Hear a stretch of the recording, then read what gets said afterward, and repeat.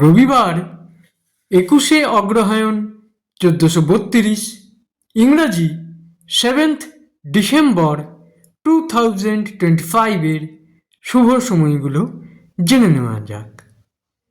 দিনের শুভ সময়গুলো হলো সকাল 6:53 থেকে 8:55, দুপুর 12:50 থেকে 2:38, দুপুর 3:25 থেকে 4:03, সন্ধ্যা 7:30 থেকে 9:12, রাত্রি 11:57 থেকে 1:05, মধ্যরাত্রি 2:50 থেকে 6:05।